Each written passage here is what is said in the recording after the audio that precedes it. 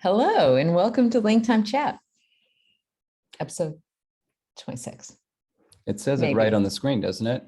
It doesn't. You would have thought that maybe I would have prepared that, but I prepared a slideshow. And so I realized if you're listening to this, you're not going to see what David's talking about on the screen, but there will be a PDF of a keynote presentation available as a downloadable resource. And if you're watching this on the video, then you get to see it. And so, if you're looking at it, then you know that today's topic is Let's Talk Animals, Fun with Fauna. Really? So, yes, this is the main title. That's the subtitle. Where's the colon? It's understood. It's implicit. Academic titles have colons between a title and subtitle. I see. That's how we roll. And let me ask, or how we crawl. If we weren't in all caps, which letters would be capitalized and which would not be capitalized? Well, depends on where you're publishing and where you're presenting. In a lot of cases, the main title, so the L, T, and A from Let's Talk Animals would all be capitalized, but then the subtitle, only the initial F of fun would be capitalized because it's a subtitle. It depends. You have to follow whatever guidelines they give you. I would not do that. I actually only capitalize the first letter of most titles. And this is where David leaves. Okay, so I have crossed the line. You are literally sitting back, body language, arms crossed. You are so out of this from the capitalization. Let's just do this. Do it. I'm just here so I don't get fined. Oh, yes, because there is a very big fine. There's already a fine because the reason we're late is your fault. Wait, what? I'm just trying to lay the blame on you for this being a week late. Okay, but you admit that it was your fault. No. I'm saying it's your fault. I'm trying to be nice. It wasn't my fault. Listen, I made today's entire presentation. Blame it on the rain. Oh, yes, it was the rain's fault. Yeah. I think it did rain last sure week. So we're good. It sure did. And we can blame it. And thundered. We can blame it on the rain. There were stars. Oh my, you need to warn a podcast before you do that because they may have their volume up and no, I'm sorry. Now here's the best part though. Of course, if we were a real podcast with a fancy production team, they would just edit that out. In fact, the producer would say, all right, let's take that over, go back from this and 1 and 3, 2, 1, and then we would just take it back. We would end up doing a bunch of retakes. And instead, you get David sneezing with the echo of all of our instruments right behind us. Yeah, I know. It's great. We'd end up being one of those, it's a reverb. One of those people. I don't know. We've been in one of these situations where they're like, today we're going to talk, let's talk. And you know what? I'm going to retake that.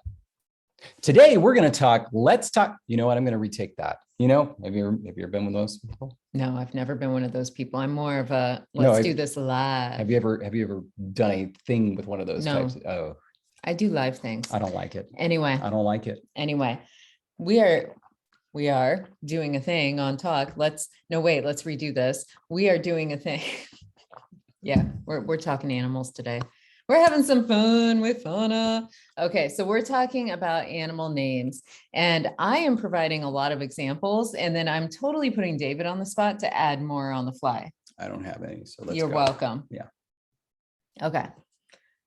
Of course, the first strategy that I'm just going to lay out there is you can make a basic group for it, but this is the least interesting strategy because it's like if you have a basic group for the animal, what you're saying, or insect or whatever it is, what you're saying is it's so super common that they had to have a specific name for that because it was such a big part of their environment. But there's not much to say other than some animal names are basic roots. Let's go to step 0.5. What we're going to be talking about is creating words for animals. That's the fun with Fauna, right? I would hope so. Okay. Just thought I should state that. As a Conlang podcast. I just thought I should state that. Okay, anyway. Okay, so assuming you have some sort of environment in mind and there's animals around your speakers and they need names. Yeah. One strategy is to make a basic group for it. Yeah. How dare you embarrass me? I know. I'm gonna tell you this. I'm gonna tell you this, and I'm gonna admit this freely, since very few people will hear this podcast. Well, they'll eventually hear it in several months. We still haven't, and by we I mean me. I still haven't put season 3 podcasts up on the. That is embarrassing. Yeah, I know. Okay, Okay. so I am guilty of having most of my animals be this. And in fact, if you were wondering why earlier today at dinner, I had so many tidbits about trout just at my fingertips, it was because I came across the High Valyrian word for trout, which is begor, which is just a root. It means trout. I love it. I mean, So that is one strategy. Yeah. That is one strategy, but there's not much to say about it. There's not much to say about it, and it's probably not common. So it depends, because if it is something common to daily life, then it is common, because like what you will find is that it's like they trace it back and it's like, well, this just meant this. And I was finding that a lot as I was searching for examples, especially where it was just like, you look at the etymology and the etymology means the animal name and you're like, oh, so there's not much to say about it other than it's just always meant that. And so, yeah, it does happen. But where you wouldn't expect it to happen is if they are introduced to new fauna, like whether an animal is brought into the area by another group, or whether the speakers go out into a new region where suddenly there are new animals and it's like things they've never seen before. They're not going to create a new root for it. They're going to create a word for it or a term, or maybe use an old root where it's like if they move to a new area and there's like all of this animal, but none of this animal anymore, they may just be like, well, that looks close enough. We're just going to start calling it this. And then the old term is now obsolete for the old animal. So like, but you're going to do something to give a name to those things. And so we're going to be talking about some animal names and some fun places beyond just like, hey, there's a root for it. By the way, a folksy imagining of this was done by Mark Twain, who wrote a short story about Adam and Eve. And how, the way Twain writes it, Adam was just enjoying life. And then Eve came along and started taking all of the animals that were around. She would pick one up and say, your name is going to be this. And she would write it down and give it a name and send it along. It needs names. He was like, why are you doing this? And it's like, they need names. Yeah, they do. They need names. They do need names. I don't agree with Adam. All right. So one strategy, if it's a common thing, give it a basic root. But if it's not common, or if it's something that it's like sort of on their periphery of existence or something new to them, let's talk new. Okay. So strategy 2, this is they need a new word. They could make an analogy to another animal. So in other words, like give one animal a name that's actually based on a description using the name of a common animal. And this would be a root, by the way, like the other animal will probably be a basic root because it's like we have this common word. And so for example, now, of course, if you're following along on the presentation, you're about to see. I don't know if it's an angry looking hippo or a you are taking my picture hippo. It's a hippo that needs a big hug around his neck. But there are several hippos emerging from the water. Of course, hippo is short for hippopotamus. And the reason I'm using this particular example is that our word hippopotamus is, of course, borrowed because, like where English was natively spoken, there were no hippos. And so the word is borrowed from Greek, and it's from a compound literally meaning river horse. And so like, this is a loose connection because it's like, when you look at a hippo, it's not really a horse. They live in water. So you get the river part, right? So that makes sense. But really the closest that they come to a horse is that they have a snout and like two not huge, not small ears. And they're strong. Horses are strong. Hippos are strong. And so, but it's like, that's really the only connection. Are you looking at pictures of horses? No, I want to show you what this reminds me of, and I will show it on the podcast. Maybe Jesse can just share it. But what this reminds me of is maybe it was a joke on the part of the Greeks. It was kind of like the buff Doge meme, because it's like basically, the actual Shiba Inu there looks like a horse, is the equivalent of a horse, and a hippopotamus is a version of the buff Doge there. So maybe they're like, There was horse and river horse. It's the big horse. Yeah.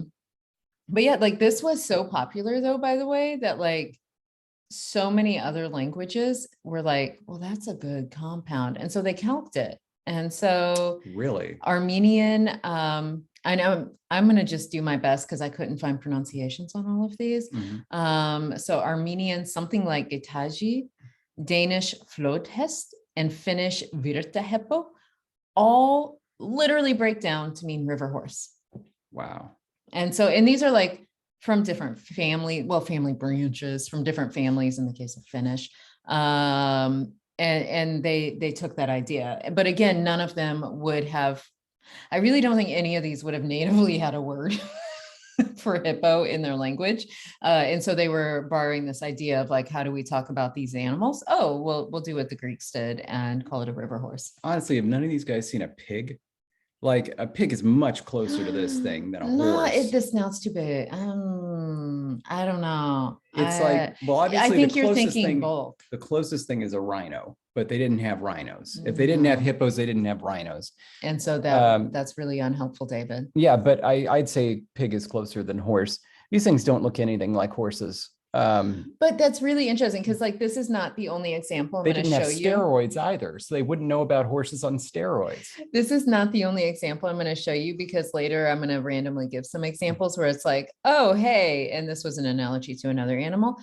That happens actually quite a bit, where it's like, it's obviously not a one-for-one match. And so that's really cool because it's like, as you're trying to think about like, well, what if they have this kind of animal or they encounter this, you know, even if it's an earth animal, whatever it is, you can be creative in how you make these analogies. It doesn't have to be a direct, like obvious match. And so this is, I think, a good starting point where it's like the match is not obvious, but it's close enough. Okay, David is just shaking his head. Like, no. I just don't know what to think about early humans. Sometimes they were pretty smart. Sometimes they seem pretty dumb. I don't know. I don't buy this. I don't buy this.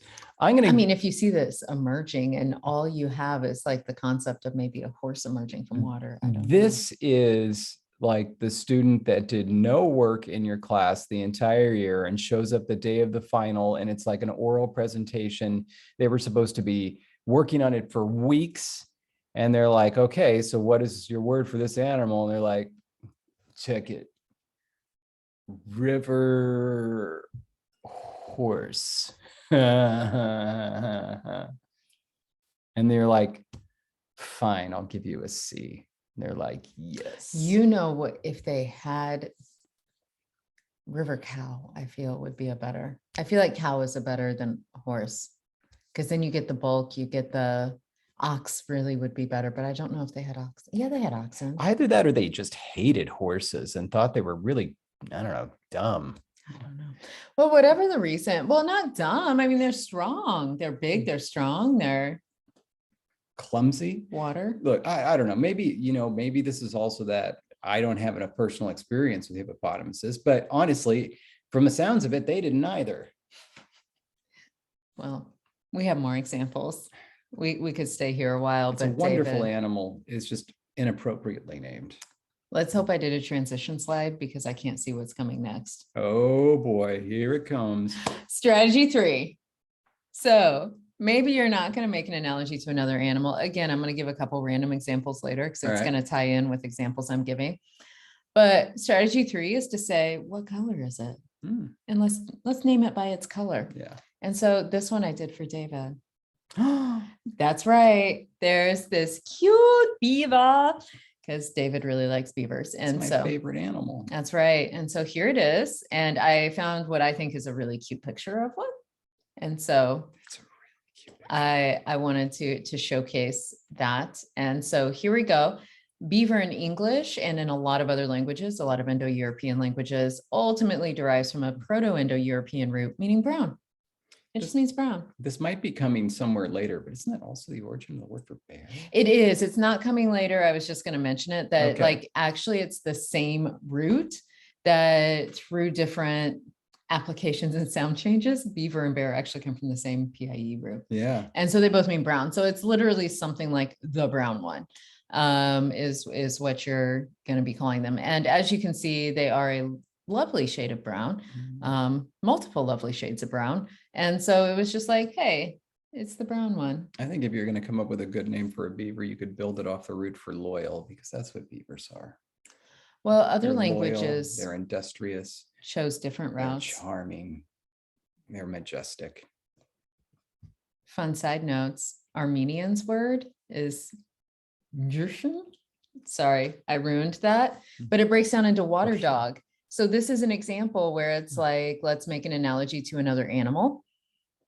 And they compared it to a dog, and it's a water dog. Yeah. And so that's the word for beaver in Armenian.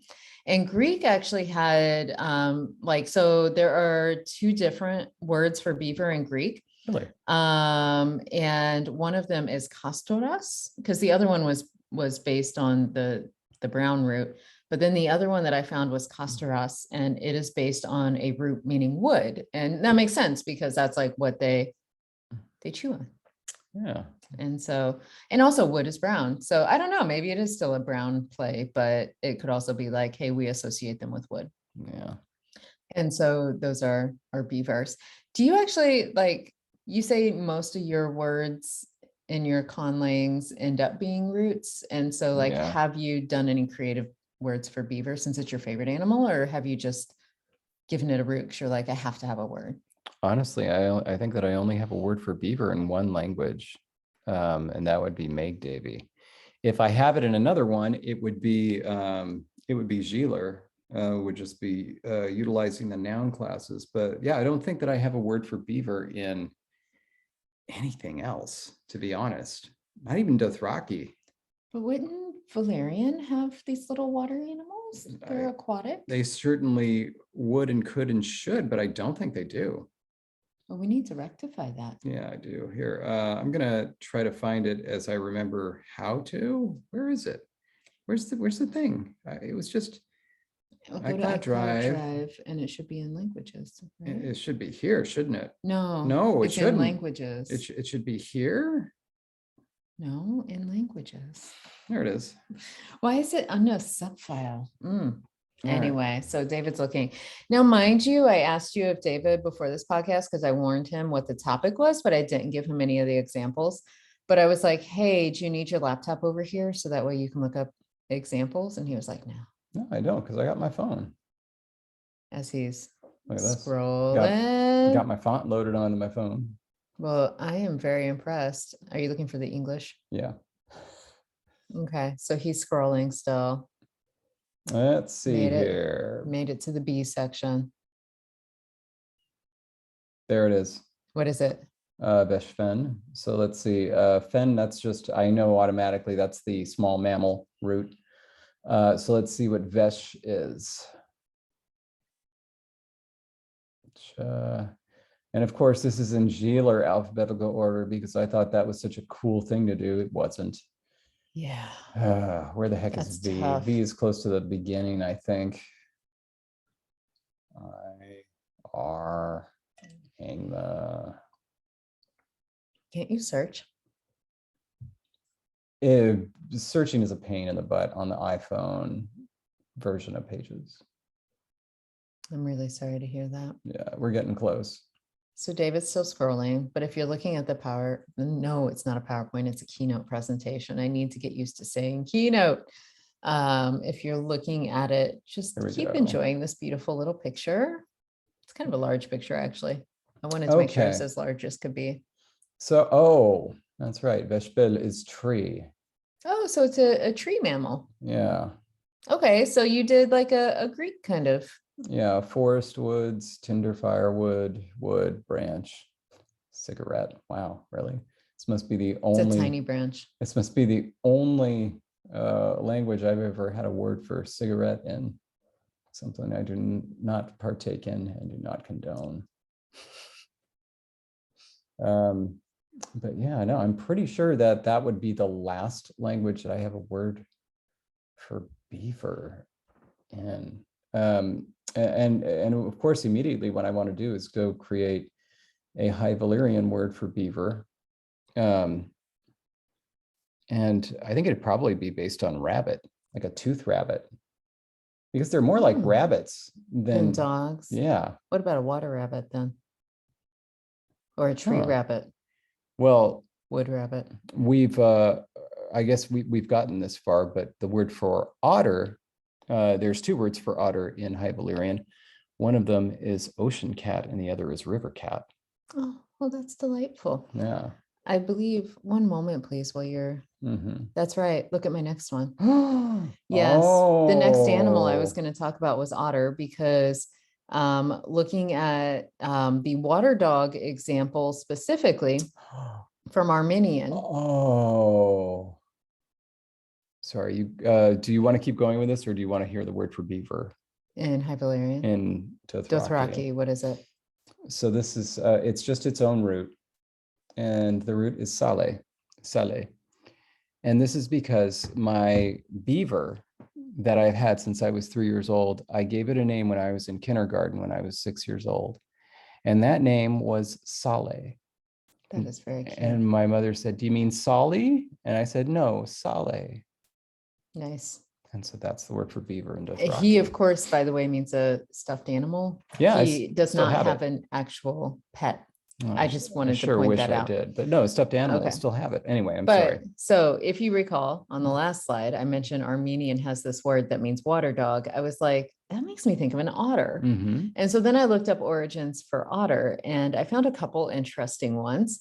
And in ancient Greek, the word was hydra, meaning water snake. And so the word for otter in ancient Greek was water snake. Oh my God, that's actually hydra. That's what gives us hydra. That was the word for otter? Otter. Oh my God. Yeah. Wow.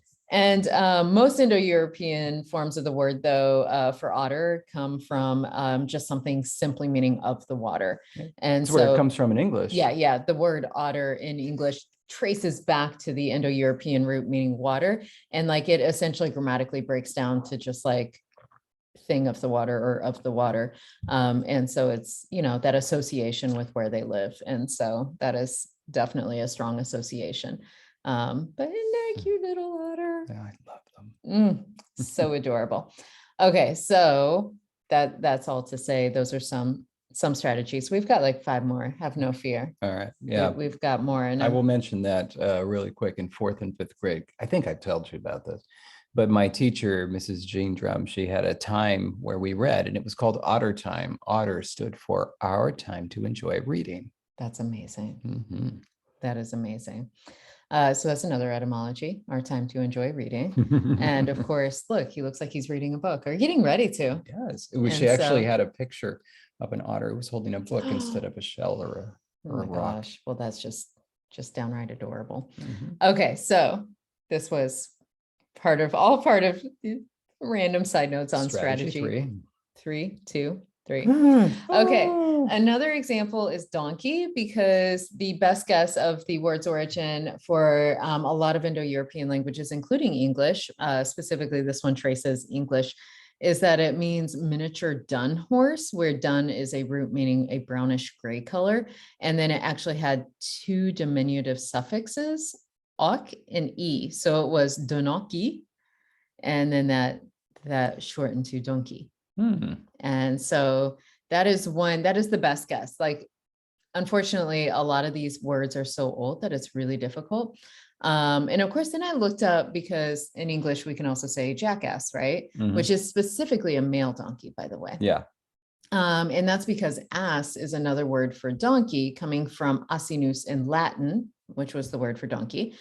And way back in Latin stages, like even earlier Latin stages, it was already a derogatory term for like a person. And so already that term was being applied to people, which I found interesting, because it's like, not only did we borrow the word, but we also borrowed the derogatory form. And then the jack portion of it was like what made it male, like jackrabbit. Yeah. Lumberjack. And jackass. I don't know. And so that was kind of interesting too. But like, so a lot of what I found were a lot of the languages, you could either see the form donkey in it, or you could see that asinus root in it. The other ones, some of them, a lot of these where I was like super excited to chase down other origins, they just ended up being donkey. Like that was the root. And I was like, Oh, really? because if it's a common enough animal, again. But I did find some interesting things. So this one is based on color, which was a color association. But in other languages, strategy 4, you could come up with a name based on looks other than color. And for example, Chickasaw, Haxbishfala literally means long ear. Oh. And so that's cool, right? And this also associates, I know you have a word in High Valyrian for donkey. Indeed. And it means? So it's hunanne, and it comes from 2 words, hunis, which means rabbit, and anne, which means horse. And so it's a rabbit horse, referring to their ears. And so not only is it an analogy based on other animals too, in this case, but it's based on looks, because it looks like a type of horse, but it also has those long, they very much are rabbit ears, aren't they? And I knew that was your word. I'm going to be honest. So I specifically chose an image that really showcased those rabbit style ears. Cause I mean, this donkey is like such a rabbit horse. Yeah. And what's funny is that the 2 glyphs used to spell it in High Valyrian are the glyph for rabbit and the glyph for horse. And when they're put together, they look like, you know, how people do like a Halloween costume with a horse. So it's like, looks like somebody's the backside and somebody's the. That's amazing. That is amazing. Okay, so you could like come up with a word based on color, but you could also think, you know, what does it look like other than, you know, like you could do animal analogies, but you could also like what features really stand out about it. And of course, here the ears stand out. But you could also think about what items are they associated with. And in Dalmatian, which was an older, it was related to Romance languages, samur, that was the word in the language. It came from late Latin sagmarius, which breaks down into a derived noun meaning thing with a saddle. Huh. And so it was a saddled animal. And so like that's another thing. It's like, if this is a useful animal to them, that they associate it with a thing or an instrument, you could actually end up using the noun, that instrument, that thing, as a name for the animal. It's kind of hilarious. It's like, what's that thing with a saddle? Horse? No, the thing with the saddle. Horse. How could you think horse? Who would put a saddle on a horse? But listen, donkeys were the pack animals. Horses you rode bareback for a long time. Saddles were a much later thing for riding, but you loaded donkeys down. With it. Why would you put a saddle on it if you were going to load it? I feel like the early saddles were not riding saddles. Huh, okay. I may be wrong. I'm really just making this up as I go, Okay. But it feels really right. Maybe they just liked to eat saddles. Oh, that would be really funny. They were named the saddle thing because it ate all the saddles in the barn. Yeah, always got a saddle in its mouth. This one is obviously not a saddled donkey, but it's such a cute little donkey. It looks like a very furry donkey. It really is. It really needs to be petted and brushed and hugged and loved. Amazing. So adorable. And again, if you're not looking at the image, it's in the mountains. It's like on a hillside meadow in the mountains. Very furred donkey. It really is. Very scruffy donkey. Looks like he likes to be scratched. With beautiful rabbit ears. We cannot stress that enough. Mm-hmm. So those are some more associations. I feel like I've flown through those examples, and like part of me is like, slow down. We have another half hour to go. Mm-hmm. The other part of me is, but you have more examples. And surely David will have something interesting to say. Nope. Can never count on you. Nope. So sad. All right. So another strategy is think about, how does it move? Yeah. What does it do? And so here, if I remember correctly on what slide is next. Oh, yes. Okay. So I did this one first. Okay. I forgot about that. Look at that sweet little baby. So this is, obviously you can tell from David's reaction, a raccoon. And again, I was going for, solid images. and David wants to hug him. Very, very cute little raccoon. And the word in English was actually borrowed from an indigenous language, which I thought was actually a different language, but in the etymology was listed as a Powhatan word. I thought it came from I thought it was like Algonquian or something, but I could have just misremembered that. And it was like, our version raccoon comes from a longer word that I know I'm going to mispronounce, but like something like arkunen, something like that.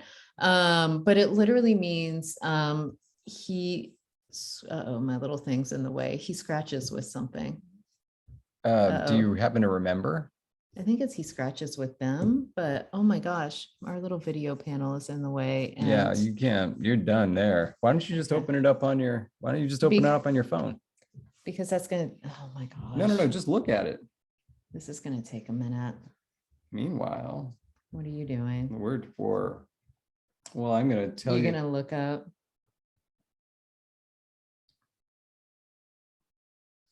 He scratches with his hands. That is literally what it means. Okay, yeah, the video panel was in the way on my screen. I don't know if it'll be in your way when you look at this, but it means he scratches with his hands. And before you pull that up, because I know you're still looking, I want to give one more example, because the German word is Waschbär, Waschbär, sorry. And so that one I, of course, found delightful because it's that same idea. It's like, you know, because raccoons are often seen with their hands running over their faces. And so again, associated with a movement. And in this case, associated with another animal, which is like, he's like a little bear. Okay. What was your example that you pulled up? So the word for raccoon in Trigida slang, of course, is snatcha. Like a little. Yeah. And at one point in time at Clexicon, I presented with a slide that was, you know, snatcha, no snatching. That would be a fox, not a raccoon. It was a raccoon in this one. Was fox Swappa? Swappa. It was? No, fox was Swappa. Yeah, let me double check. But I gotta. Oh my gosh. There was a word for yellow that was SpongeBob. No. Oh my gosh. So many pop culture references. This is great. Yep. Fox is Swappa. That's amazing. Okay. So Snatcha and Swappa. I like it. But of course, based on like movement associations and what they do. So, you know, thinking about what they do. So is this kind of like where it comes from? They see them like, you know, cleaning themselves a lot, the Waschbär? Yeah. They look like a little bear washing themselves. They do look like little bears. And the sentence, That's the cutest darn raccoon that's ever existed. The earlier sentence, you know, he scratches with his hands is obviously just a third person pronoun, just means scratch with hands. So it does not make reference to another animal. It's just a thing that scratches with hands. Okay, so I thought those were rather cute. Some movement associations, though, are much more straightforward. And so they don't have to be, I almost said fun, but that sounds so rude. But they don't have to be things where it's like, oh, it can also just be like, oh yeah, that's totally what they do. For instance, this beautiful bird, what does it do? That would be sound, not movement. Okay. It flies. Okay, it flies. And I got this example from David. So he knew exactly where I was going.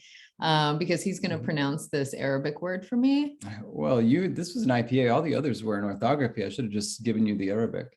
But Arabic word for bird is ta'ir. And that comes from the verb for fly, which is tara, long a. So the wazn, if you're wondering, is ta, yeah, and then ra. And so then it disappears in the past tense, so it's tara, and results in a long aleph there. But that first one, ta'ir, that pattern is the same as just any agentive noun. So kataba is to write, katib is writer. So, you know, tara is to fly, ta'ir, bird, flyer. So literally just means flyer. Yep. And That's what they do. And They they fly. do. Hey, our insect, the fly, is also named for what it does. That it is. Fly. And it kind of makes me feel that Arabic is a more beautiful language than English, because it's like, flying is a very evocative notion. And so what is a flyer? Well, in Arabic, it's a bird, which is beautiful. And in English, it's a fly, which is just annoying. Beautiful in its own way. But that's also interesting though, because what you can note is that these associations, Here, you take it from here. like flying, especially the color associations like brown, could be associated with so many different things. And so it's like really kind of interesting how different languages attach those notions. And I don't know, I feel like that's really kind of cool that we end up getting like, a root essentially meaning fly becoming associated with such different creatures as an insect, the fly, and then a bird, which also flies, but it could also be like a bee or a gnat or a pterodactyl, anything else that flies. And now at this point, I'm just stalling until David gets back so that way Jesse, what sound does a bird make? Caw-caw! And so our next example, I had to wait till you sat back down so you could see the next example. Because some movement associations are kind of delightful. And so, okay, so we're dealing with a cricket. And I was like, listen, I don't want a picture of a cricket in the middle of my presentation. What's wrong with crickets? I do not like to look at them. And so I decided instead to pull up an image of the lucky cricket from Mulan. And so it's a cricket, but it's a very cute cartoon cricket. No, don't. Hold on a sec. Well, I was looking for images to some of our try. viewers might not know what a cricket I looks think like. the lucky cricket is the best cricket you're ever going to see. Jiminy is right here. No, I did look up Jiminy, but Jiminy looked too much like a grasshopper because of the green. Yeah, here we go. See, that's your standard cricket. That's your standard no. cricket. And these guys are, let me tell you, they are lucky bugs, referencing Mulan. Let me tell you what happened to me in, gosh, was it 11th grade or 12th grade? It's going to kill me if I don't remember grade. this right. No, it was either 11th or 12th grade. But I was on America Online, as we all were at that time, having a chat with various people, as we did at that time, because it's like we had the internet. No. Why wouldn't we be chatting? And anyway, I was chatting with this guy, Jake Abramson. He'll remember this. And I turn around and I'm like, there's a cricket in the house. And he texts me back, kill it. And so I go to the bookshelf and grab the largest book I can find, which was War and Peace at the time. And I drop it from a significant height directly onto the cricket. I pick up the book. The cricket hops away. I was like, this is a magical animal. I will never do harm to a cricket again so long as I live. And I haven't. You better hope there's never a cricket in our house that I find. Anyway, the lucky cricket from Mulan. Now, this name, I will say that this little etymology is delightful because there's a romance root, which is gril. So it shows up in a lot of different languages, and it's based on Latin grulus, which is believed to be borrowed from ancient Greek grulos, meaning performer in an Egyptian dance, a comic figure, or a caricature. And so I like to think then that it was just this, like, they're bouncing around and it's delightful. And so like a little dancer. Man, so I have to tell you, if you want to make your way into the lexicon, it pays to be an actor. I mean, we have cricket, we have pants, Yeah, sure. Those are the only two I got off the top of my head, but I'm sure there are more. That's a lot. So other languages, though, have different association for crickets. by using strategy number 7, Ooh. which is sound association. Going back to the caca. And so the word for cricket, including English's word, is a lot of them are based on the sound they make. And so brown crickets don't make sound, I should point out. Black crickets do. Talking about, of course they do. No, the straight up brown crickets. Yes, don't they make do. Sound. That's how we know they're in the house. Those are the black crickets, the darker crickets. No, Anyway. we don't have those type of crickets here. Okay. Well, I'm just saying the black crickets are the ones that make noises. And then the little brown crickets you use for fishing don't make noise. No, they absolutely do make noise. They absolutely do make noise. But seriously, in Missouri, they don't. That's how you know they're in the house. No, we never knew when the brown crickets were in the house. We only knew when the black crickets were in the house. No, you know, the black crickets sang. See, because the brown crickets just jumped and scared you half to death. See, because they get trapped in the house. Silent. They get trapped in the house, then they get panicky and they go, you know, and it's like, okay. First of all, it's a horrible imitation. It is not, because that's the sound they make. And then, like, you know, you get up. You get up to try to let these things out, but then they go silent. And it's like, I need to be able to find you to let you out, cricket. Keep making your noise. Okay. Well, Missouri crickets are different than California crickets because the black crickets sing. They don't panic, they sing. Yeah, I wouldn't call them. You find them because of their singing. Regardless, actually, though, it is a high pitched. No, I'm not even going to pretend like there's a cricket in here. I'm not in here. I thought I out there. No, it's really silent out there. And Slavic languages, by the way, have a root meaning to squeak, that a lot of their languages, so a lot of the languages in the Slavic branch have a root based on to squeak, including Polish. How would you say that Polish?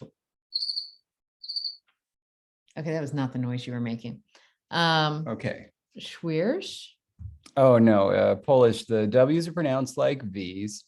And then the SZCZ is the equivalent of the Russian, you know, show with the tooth or without the tooth. I don't know. And so then the S with a little acute accent there is just a version of sh. So Schwierz. Schwierz. Nice. Something like that. Okay, so brown crickets are quiet through to adulthood. I just played you their noise from Wikipedia. Oh, and the females are always quiet. Males make a chirping sound by rubbing their legs together. After they're adults. When they're not adults, they don't. It's because they don't have any life experience. They've got no stories to tell. Okay. Well, listen, all I know is that the black crickets make noise and the brown ones in Missouri were always silent. We never knew they were in the house. They just jumped and it was terrifying. Anyway. I always knew when there's a black cricket. They jump for joy. That's why I wanted to have a cartoon cricket and think about comic dancers. I want it to be delightful. I'm not so delighted by crickets. Okay. So that's another thing. Think about what noise they make and how you might have some sort of onomatopoeia. As a side note, what's really funny. Okay. So there's just like a fun little story. One of my friend's kids, they were like, I think 7 at the time. And there's a cricket in the house and it was making noise. And so the kid like goes to his mom and is like, why is that cricket cricking? And she was like, what do you mean? It's like, he won't shut up. Why do they always have to be cricking? Because he really thought that crick was the verb for what sound they made. And I thought that was rather cute. Cricking, cricket. Anyway, but that is the origin. That is the origin. They're creaking. Okay. But you could also, strategy 8, if your world has a connection to some strong sense of mythology or folklore, you could actually end up getting animal names from that. And so I found a couple of examples here that I thought were kind of interesting, including another thing I did not want a picture of in my slideshow. And so I chose a cartoon image of a python wearing glasses. It's a python. I get that. I figured that you wouldn't be afraid of these things anymore since you've mastered them. I mean, Anyway. I know what you've done. I don't even know what you mean by that. I think you do. I do not. I think it involves a lawnmower. Oh, that was not a python. It was a snake. It was a copperhead. It was a snake. What's the difference? Oh my God. So, okay, David is referencing a story, and I apologize to any pacifists out there who are like, I will never harm an animal. I'm terrified of snakes, and copperheads are poisonous. And so when you come across them, they can be terrifying. And I was in high school and I was mowing the yard with a, push mower. So not like ride mower where you're, separated from the ground. You're pushing the mower, walking behind it. You were by yourself. I was also by myself. And as I was mowing, right in front of me was a coiled up copperhead. And of course, if you know snakes, you know that coiled up means I'm ready to strike. And I just kind of closed my eyes and ran forward with the lawnmower. Needless to say, that copperhead did not live to see another day. And I quit mowing the lawn. So the lawn looked a little funky for a while because I was afraid to go back out. I did go back out like the next day though, but I put on my dad's fishing tackle gear. Oh my goodness. With the hip waders and the big rubber boots. Cause I was like, there's a snake out here. It's going to attack a rubber boot. Oh my goodness. I was terrified. Wow. Oh my gosh. Because when you see one copperhead, you're actually very likely to see another because quite often they're in groups there, especially during mating season. Oh my. And so I was prepared. But anyway, a python. Let's get back to pythons. Yeah. And I chose a very cute little cartoon python with glasses. And so I hope you all appreciate that. With David's glasses, in fact, he doesn't have them on right now, but they're kind of weird glasses. Yeah, they are. Looks like he took them. I think he did. That's why you don't have them. Mm-hmm. So our word in English actually comes from ancient Greek python, which was a huge serpent that Apollo slayed. And so this was, a mythological serpent, but it was huge. And when, speakers saw a python, they're like, well, this is the biggest snake I've ever seen. Must be that one Apollo slayed. And where did that name come from? Just make it up. No, I forgot. It came from something else. Gosh, it was actually like another word for Delphi or something, the location where it was. Oh. Because it was something about its connection to Delphi and the location of where the slaying happened. Oh, and they called it that because that location in Delphi resembled a snake. Anyway. Oh gosh, the things I put up. I'm just the color commentator today. Listen. Okay, so as another fun thing, by the way. Oh my God. The word in Pali, Ajagara, is from Sanskrit and literally means goat swallower. Wow.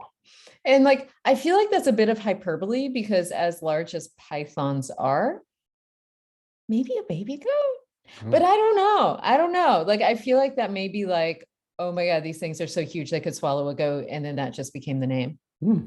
But I found that super fascinating. Just a little FYI. Yeah. See, these things are scary. Which is why I put the cartoon one. I didn't want to be frightened in my own presentation. Okay. I'm usually not that bad, by the way, but let me tell you, when I'm scrolling Instagram and there's snake pictures or spider pictures, I'm like, nope. And I have to shut down the entire thing. Okay. Oh no. Don't look. Close your eyes, everybody. something has happened. I think I forgot to delete a slide and I need to check. No, don't you. You can look down here. Oh, that is okay. So I will delete this before I post it. This is so embarrassing. I left in my note slide. Okay. Where I was taking notes. Just go quickly. I saw everything. I saw everything. I know you did. Okay. But this is the next animal. And okay, so it is a turtle, and I chose an underwater turtle for reasons which I'll get to in a moment. But there are definitely languages that treat underwater turtles differently from land turtles and give them different names. And so like they actually treat them as different, animals in terms of the naming situation. However, a lot of languages group them together just because even though they are above water or below water, they do have enough similarities that they just call them the same thing. And the reason I put it in this section was because I found out something new about our words turtle and tortoise, which actually come from the same source, by the way. They come from the same root, which was originally from Latin tortuga, or the island of Tortuga. Mhm. And the etymology, like it's actually ultimately unknown, but like the theory is it's actually related to the underworld because turtles were mythologically connected to folklore about the underworld.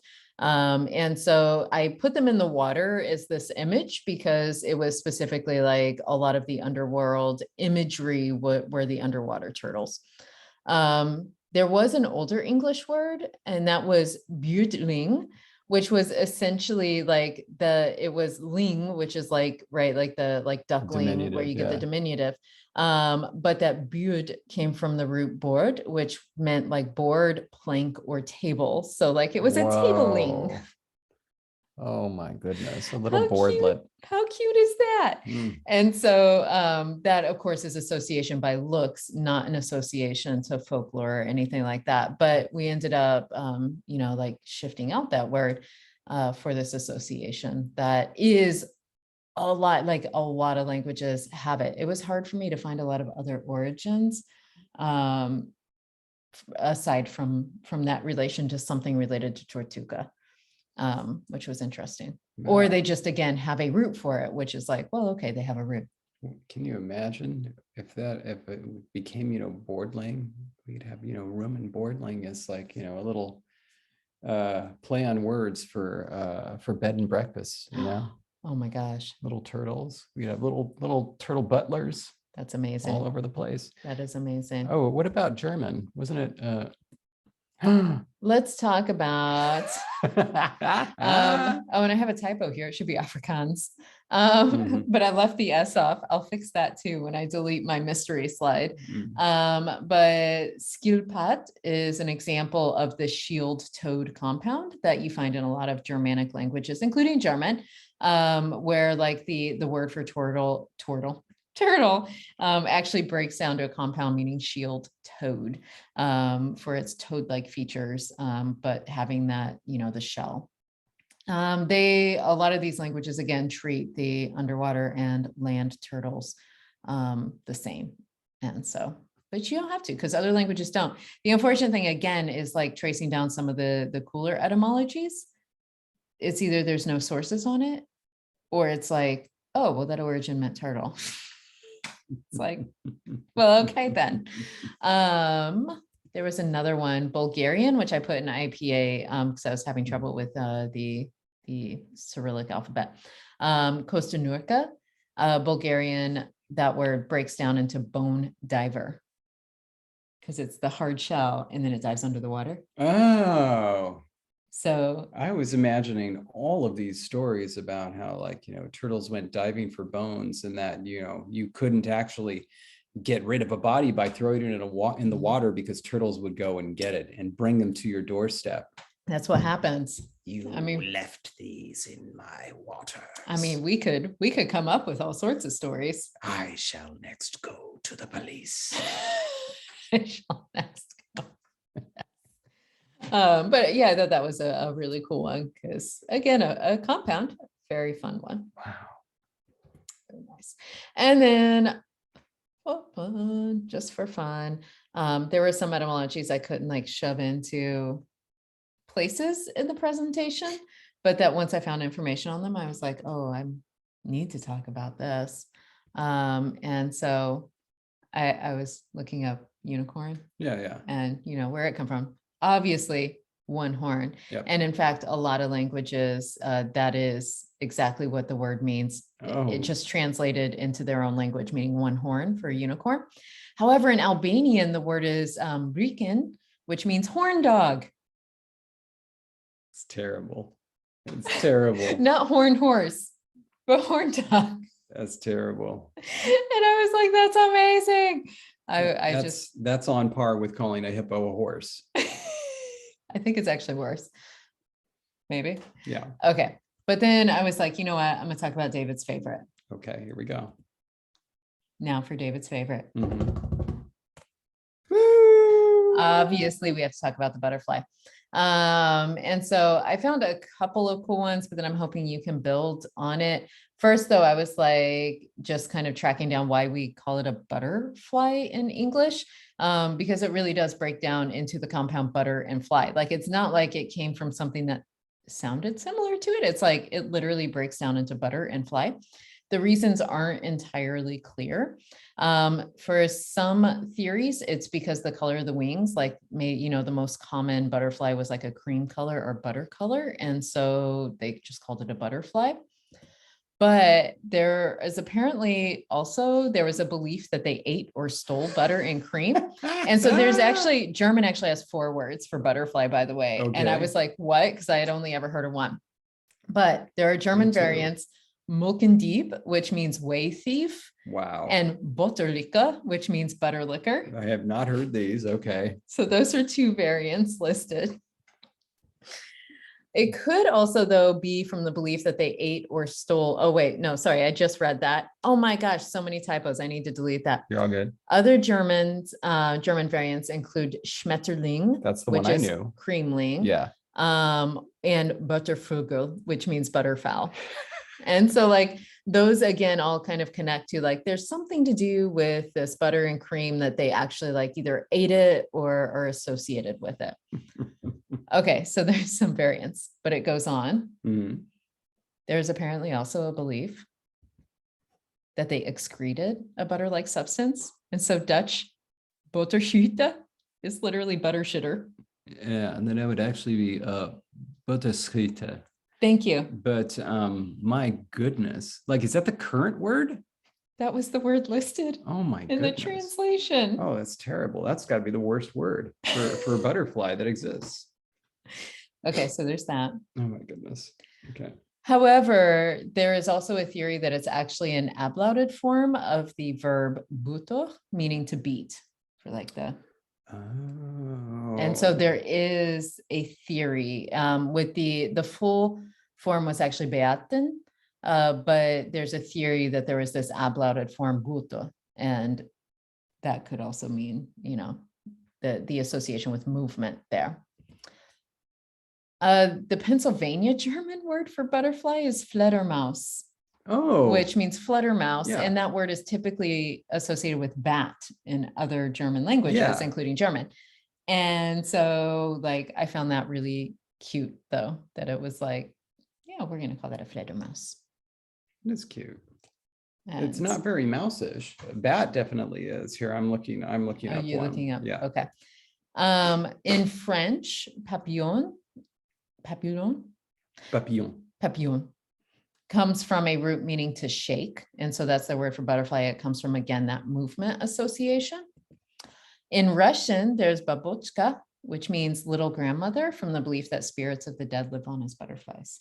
Oh, I did not know that. And so I thought that was really pretty. Yeah, because babushka would be grandmother. Right. Which is another diminutive.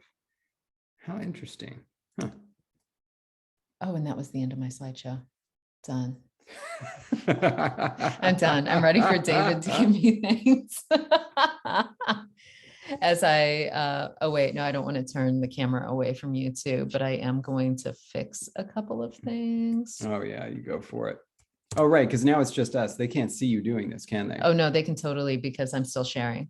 Oh, I I'm see. fixing it. I'm All right. fixing it, All right, good. everybody. But And I need that turtle slide to disappear. I need you all to know yeah, that I fixed it. yeah, that's right. They'll just pause it and get everything. So the word for butterfly in Now it's Arabic just us. that I knew was farasha, and that farasha, and it comes from a root that has a whole bunch of other meanings associated with it.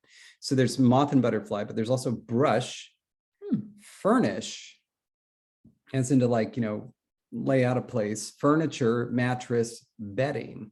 And the idea is it was related to spreading out or laying out. So that's So kind the of cool. wings. Yeah. They So, spread.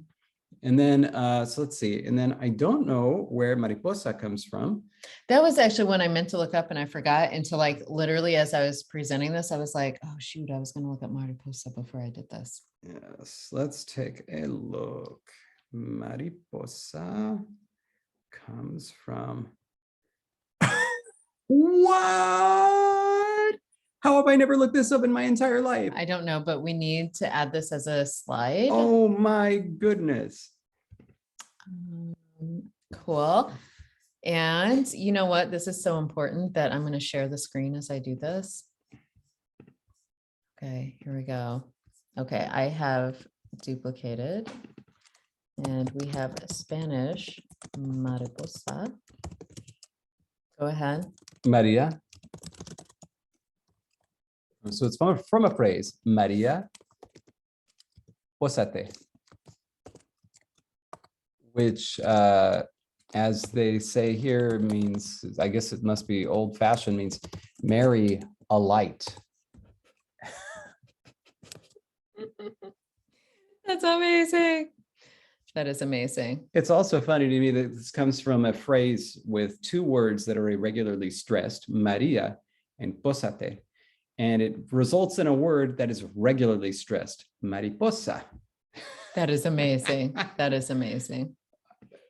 Unbelievable. Unbelievable. I don't know why butterflies have captured the imaginations of so many for so long, but they have some of the most amazing words. And honestly, maybe we can post a link to this. If you want an incredible one, in the first, I believe it was in the first AMA I did on Reddit, somebody had asked me about or heard about that one of my favorite words was butterfly. And so then that the comments on that comment led to a whole bunch of people who spoke a whole bunch of different languages talking about their words for butterfly and where they came from. And it is a real gold mine. Nice. So yeah, maybe we can Very post good. to Yeah, that. we It's can really totally cool. post a link to that. That would be amazing. Yeah. But yeah, so all this is to say, like, again, like there are very good reasons to have, like a really strong group of animal names that are just basic roots, because they are going to be a really important part of your, your con world, your speaker surroundings. And so that is a really good reason to have those basic roots. However, when you start expanding beyond those, I hope you were able to take some inspiration. David's going to take a call. Yep, But we hope that you're able to, grammar. yes, stay grammar and all that. We hope that you're able to take some inspiration from these different strategies that there are for naming animals. But as David says, stay grammar, and we can't wait to see you in the next live stream. And thank you for being patient with us as we took an extra week to get this podcast out to you. Until next time, bye.